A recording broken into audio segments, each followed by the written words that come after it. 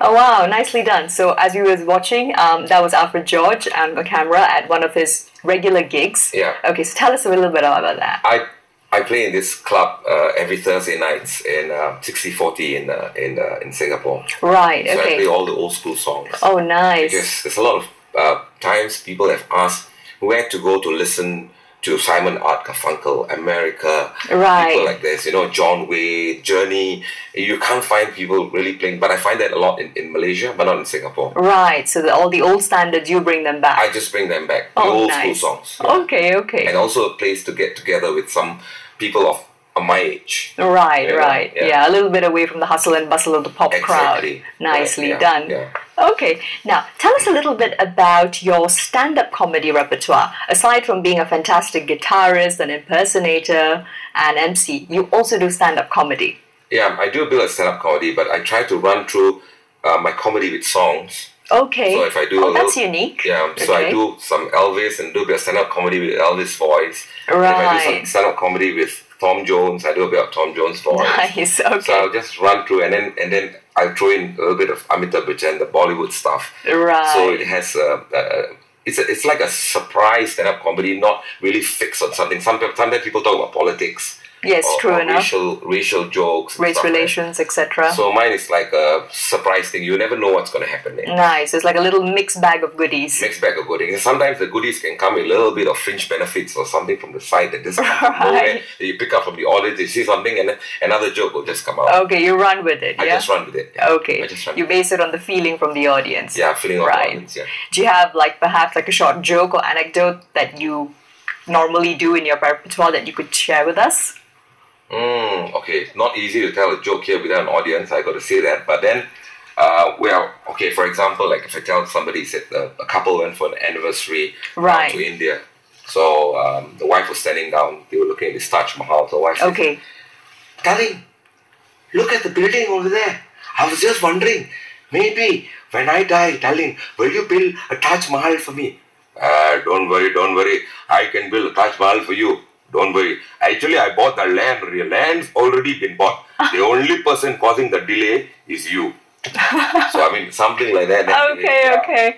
All right. So I'll just do a bit of jokes and I try to throw in the voice. If it's a Chinese joke, then you got to throw in a Chinese voice. Yeah, with the accent and all of that. With the accent, Okay. I like that. You always localize the flavor somehow. Yeah. Nicely done.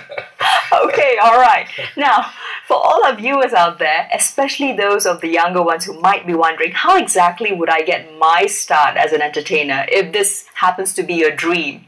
Let's ask Alfred about it because I think he's the best person. Now, what words of encouragement do you have for the youth out there, or even somebody who's watching the show right now and who's thinking, my gosh, that sounds like something I would love to do. But how do you get over just thinking about it and doing it, becoming an entertainer? Firstly, if you're starting off, if you're a singer, then you got to know what your repertoire you're good in. If you're a comic, then whether your jokes, you have to try it out. Try it out with the audience, try it out with people. Any opportunity that's given to you, try and go out and do it. You will know whether you cut out for this. Yes. And not everybody are cut out for stand-up comedy, and not everybody are cut out to be a singer. But you could try, but never say never, because give yourself a shot. You got to try. And once you make it, and you know that this is where I'm going to go, right? And then you become an artist. Always remember that you are the person out there entertaining the people. Right. You entertain the audience. It's not about who you are.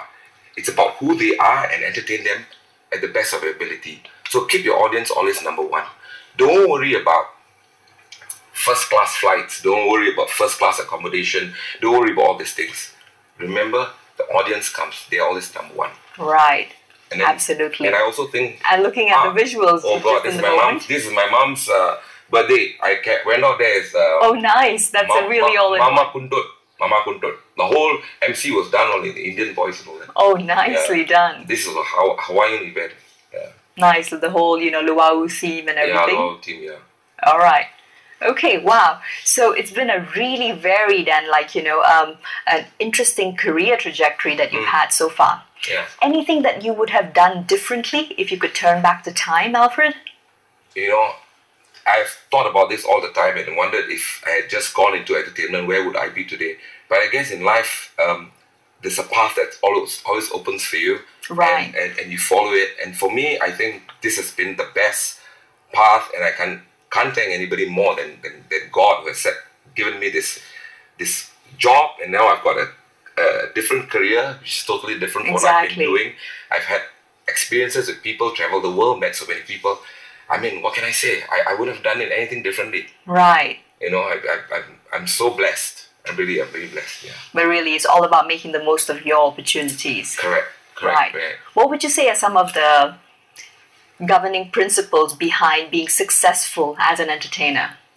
I think the most important thing that a person has got to do is you got to be humble. Right. And I think always be humble and feel the ground beneath your feet. When you got the ground beneath your feet and you know where you are, and always remember where you come from, who the people with you, your friends, your family, they're all very important people. They build you. So don't forget all these people. Yeah, from the bottom up, from day one. Yeah, and the time that you give them is more important than anything else. It's your time that you give them. That time is part of your life. You cannot bring that back. True enough. So when you have that time, give it to them. Spend it with them as much as you can.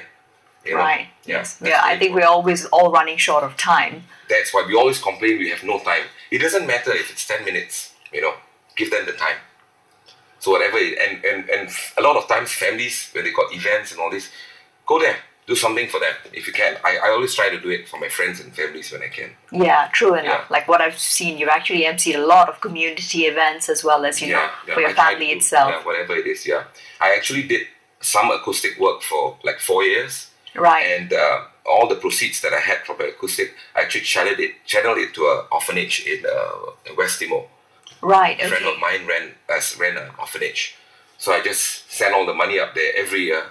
And it's something that I could do for someone else.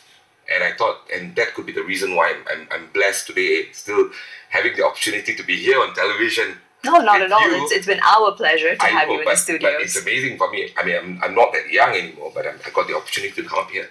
And it's been an amazing journey, really. Absolutely. I think from what we have seen today, I mean, you can, as long as you put your mind to it, and I really admire the determination you have, all the way from the discipline that you have in your daily routine to planning out and researching on a day-to-day basis. Yeah. So yeah, fantastic indeed. I think you're never too old to dream.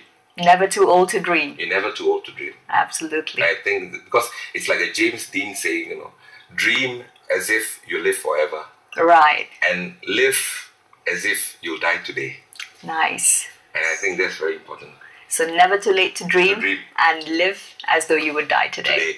Right. Wow. Some wonderful words to close with. And before we just wrap up the show, can I just ask you for a little bit of a last minute performance before we sign off? Just to leave us with some, let's say, Elvis. Give us some Elvis, Alfred. Give us some Elvis. Oh, God. All right. Okay. Okay, here's for the rock and roll fans. All right. Here's for the rock and roll. Let me be loving child. I put a chain around my neck. Let me out and ride. Let me be your teddy bear. Oh, let me be your teddy bear. I just want to be your teddy bear. All right.